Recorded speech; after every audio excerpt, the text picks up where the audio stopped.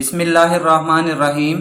Class 9th mathematics science group unit number 1 matrices and determinants. आज हम करने जा रहे हैं exercise 1.2 question number 3। Question number 3 is given from the following matrices.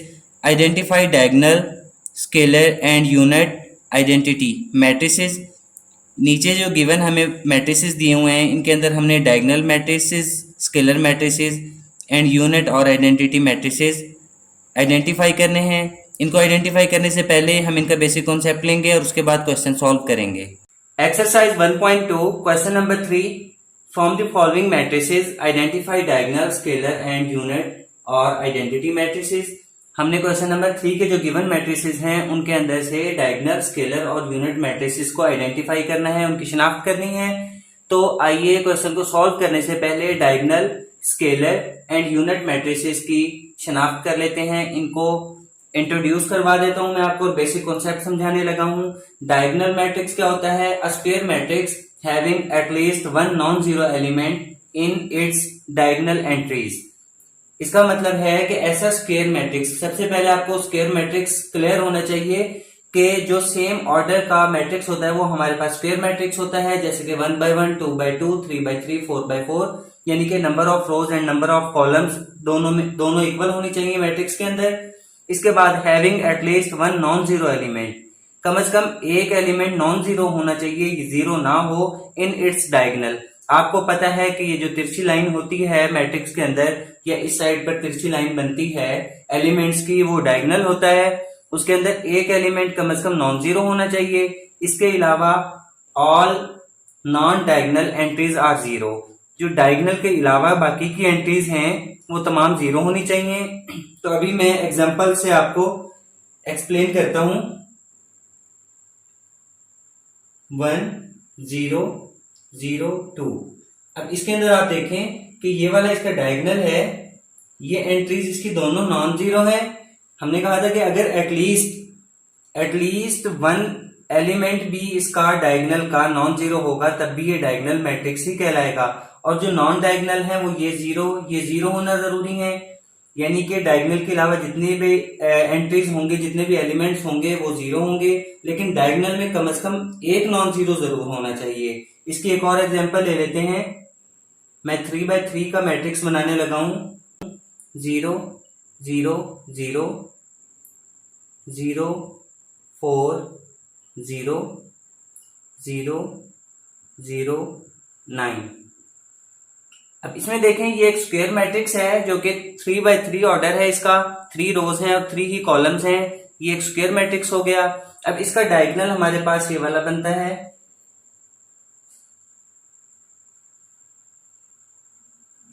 ये मैंने इसको पॉइंट आउट कर लिया, ये डायगोनल है। इसके अंदर देखें कि ये 3 एंट्रीज थी, लेकिन इसके अंदर जो हमारे पास 2 एंट्रीज हैं, ये 4 एंड 9, ये नॉन जीरो है।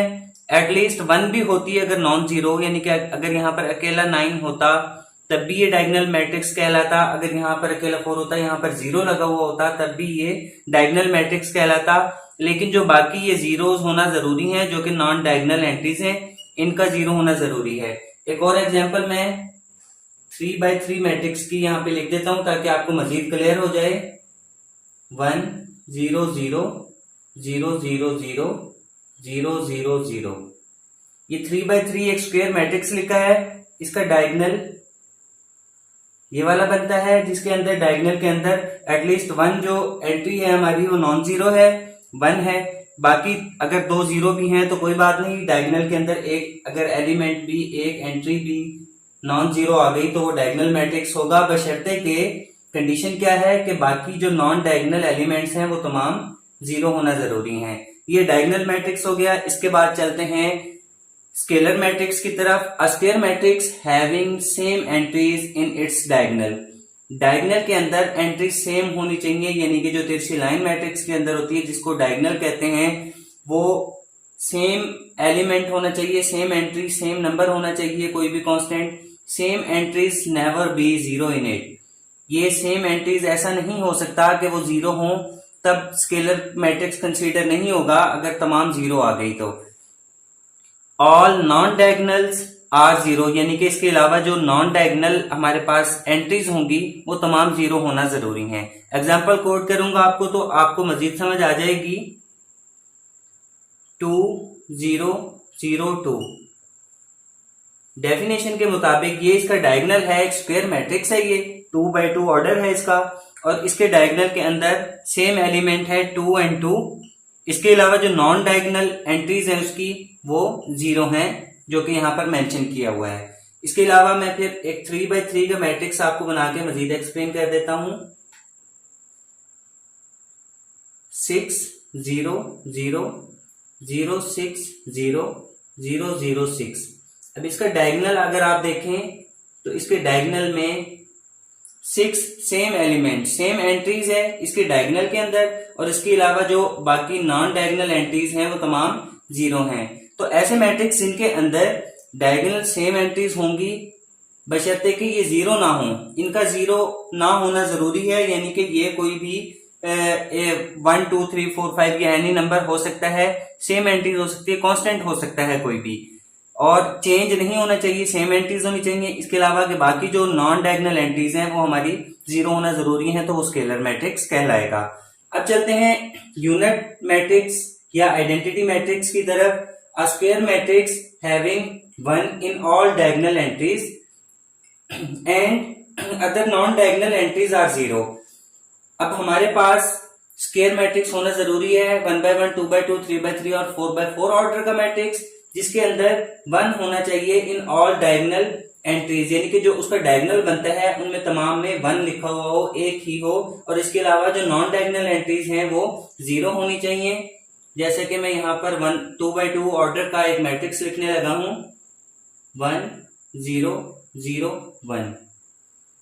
इसमें देखें डायगोनल के अंदर 1 मौजूद है, डायगोनल के अंदर 1 है, दोनों एंट्रीज 1 है। इसके अलावा जो नॉन डायगोनल एंट्रीज हैं वो 0 हैं, दोनों कंडीशंस पूरी होती हैं। अगर 3x3 का मैट्रिक्स लिखा जाए यूनिट मैट्रिक्स तो 1 0 0 0 1 0 0 0 1, ये इसका डायगोनल है। इसके डायगोनल में तीनों एंट्रीज 1 है। डेफिनेशन के मुताबिक having 1 in all diagonal entries, all diagonal entries में 1 है, बाकी जो नॉन डायगोनल एंट्रीज हैं इसकी वो तमाम 0 है, तो ये एक यूनिट मैट्रिक्स कहलाएगा। अगर हमारे पास 4x4 ऑर्डर का मैट्रिक्स हो तो उसे भी हम इसी तरह से लिखेंगे, 1 0 0 0 0 1 0 0 0 0 1 0 0 0 0 1। अब देखें इसका डायगोनल आपको क्लियरली नजर आ रहा है, ये इसका डायगोनल बनता है, और इस तमाम डायगोनल के अंदर 1 है, और जो नॉन डायगोनल एंट्रीज हैं वो तमाम 0 हैं। तो ये एक यूनिट मैट्रिक्स या आइडेंटिटी मैट्रिक्स कहलाएगा। तो आइए चलते हैं क्वेश्चन नंबर 3 के सोल्यूशन की तरफ। क्वेश्चन नंबर 3 के अंदर ए मैट्रिक्स गिवन है 4 0 0 4। अब इसके अंदर अगर हम इसके एंट्रीज देखें, इसके डायगोनल में सेम नंबर है 4 4, जिसके अंदर डायगोनल में सेम नंबर हो। अभी हमने बेसिक कॉन्सेप्ट लिया है मैट्रिसेस का, जिसके अंदर सेम डायगोनल के अंदर नंबर यूज और कांस्टेंट सेम हो, वो हमारे पास स्केलर मैट्रिक्स कहलाता है। यहां इसके नीचे स्केलर मैट्रिक्स लिख देंगे, यही हमने आइडेंटिफाई करना था। इसके बाद बी मैट्रिक्स है 2 0 0 -1। अब हम देखेंगे कि इसका डायगोनल जो है उसके अंदर 2 and -1 मौजूद है। देखें हमारे पास इसके अंदर 3 चीजें हैं, एक तो डायगोनल मैट्रिक्स, स्केलर मैट्रिक्स और यूनिट मैट्रिक्स। अब यूनिट मैट्रिक्स के अंदर यूनिटी होना जरूरी है, 1 1 होना जरूरी है, और जो स्केलर मैट्रिक्स है उसके डायगोनल के अंदर सेम एलिमेंट सेम एंट्री होना जरूरी है, चाहे वो कोई भी नंबर हो। लेकिन तीसरा है डायगोनल मैट्रिक्स, उसके लिए क्या शर्त थी कि एटलीस्ट 1 एलिमेंट इन डायगोनल, यानी कि डायगोनल के अंदर कम से कम एक एलिमेंट जो है, एक एंट्री नॉन जीरो होना जरूरी है। तो इसके अंदर ये दोनों एंट्रीज नॉन जीरो हैं, और अदर नॉन डायगोनल एंट्रीज जो है वो 0 होना जरूरी थी, लिहाजा ये एक डायगोनल मैट्रिक्स कहलाएगा। यहां हम लिख सकते हैं डायगोनल मैट्रिक्स। इसके बाद चलते हैं सी मैट्रिक्स की तरफ C इज इक्वल टू 1 0 0 1, ये 1 जो डायगोनल के अंदर ये हमें शो कर रहा है कि ये एक यूनिट मैट्रिक्स है, आइडेंटिटी मैट्रिक्स है, क्योंकि इसके नॉन डायगोनल एलिमेंट्स जो हैं वो 0 हैं और यही दोनों कंडीशंस हैं इसकी कि डायगोनल के अंदर 1 हो, बाकी तमाम 0 होना चाहिए। तो ये हमारे पास एक यूनिट मैट्रिक्स या आइडेंटिटी मैट्रिक्स है। D matrix is given 3 0 0 0। अगर इसका डायगोनल देखें, at least one entry in diagonal should be non zero and all non diagonal entries should be 0। ये किसकी कंडीशन थी? डायगोनल मैट्रिक्स की, कि एटलीस्ट वन एलिमेंट जो है हमारा डायगोनल के अंदर वो नॉन जीरो होना चाहिए। तो ये डायगोनल के अंदर एक नॉन जीरो हमारे पास मौजूद है 3, लिहाजा ये डायगोनल मैट्रिक्स कहलाएगा। यहां हम लिखेंगे डायगोनल मैट्रिक्स। इसके बाद E matrix is given, E is equal to 5 - 3 0 0 1 + 1। अब अगर इसको सॉल्व आप करेंगे तो 5 - 3 2, फिर ये वाला 0 अपनी पोजीशन पर 0 1 + 1 2। इसके डायगोनल में देखें कि 1 नहीं है, इसका मतलब है कि यूनिट मैट्रिक्स नहीं है। डायगोनल के अंदर क्या कंडीशन होती है कि एटलीस्ट वन एलिमेंट जो है डायगोनल का वो नॉन जीरो हो। अब ये कंडीशन पूरी करता है कि इसके तो दोनों एलिमेंट नॉन जीरो हैं, लिहाजा ये डायगोनल तो बनता है। लेकिन देखें आप, इसके अंदर दोनों में 2 मौजूद है, जिसके अंदर सेम कांस्टेंट नंबर डायगोनल में मौजूद हो, सेम नंबर ही पूरे डायगोनल के अंदर आता हो और अदर नॉन डायगोनल एंट्रीज जो हैं वो 0 हों, तो ऐसा मैट्रिक्स स्केलर मैट्रिक्स कहलाता है। अभी हमने बेसिक कॉन्सेप्ट में इसकी डेफिनेशन पढ़ी थी, हम यहां लिखेंगे स्केलर मैट्रिक्स। एक चीज यहां पर मजीद आपको मैं एक्सप्लेन करना चाहूंगा कि हमारे पास जितने भी स्केलर या यूनिट मैट्रिसेस होते हैं, स्केलर या यूनिट मैट्रिसेस, वो तमाम डायगोनल मैट्रिसेस भी होते हैं। डायगोनल मैट्रिसेस के लिए ये जरूरी नहीं है कि वो स्केलर या यूनिट मैट्रिक्स हों, लेकिन जितने भी स्केलर मैट्रिक्स या यूनिट मैट्रिसेस होते हैं वो तमाम डायगोनल मैट्रिक्स जरूर होते हैं, क्योंकि वो डायगोनल मैट्रिक्स की कंडीशन को पूरा करते हैं। अगर आप देखें कि इसके डायगोनल के अंदर अगर देखें, डायगोनल की क्या कंडीशन है कि इसके डायगोनल मैट्रिक्स के अंदर जो उसका डायगोनल है उसमें एक एलिमेंट नॉन जीरो हो, बाकी अदर जो एलिमेंट्स हैं वो 0 होना चाहिए। तो एक इसका डायगोनल है, इसके अंदर दोनों एंट्रीज जो हैं वो नॉन जीरो हैं, तो लिहाजा ये डायगोनल मैट्रिक्स भी होगा।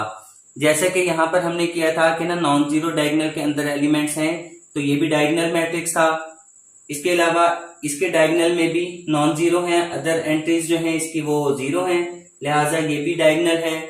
ये ऑलरेडी हम इसको कर चुके हैं, डायगोनल मैट्रिक्स था। और ये भी एक डायगोनल मैट्रिक्स हो सकता है, यानी कि तमाम स्केलर और यूनिट मैट्रिसेस डायगोनल मैट्रिसेस भी कहलाते हैं।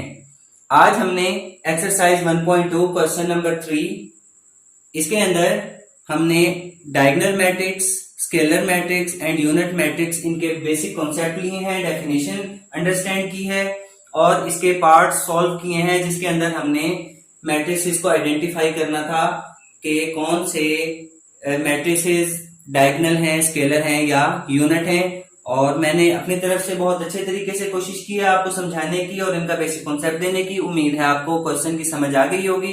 अगर आपको हमारी वीडियो पसंद आई है तो प्लीज हमारे चैनल को सब्सक्राइब करें, लाइक का बटन दबाएं, ज्यादा से ज्यादा शेयर करें और बेल आइकन पर क्लिक करें, ताकि नेक्स्ट क्वेश्चन की वीडियोस आपको नोटिफिकेशन में मिलती रहें। Thank you.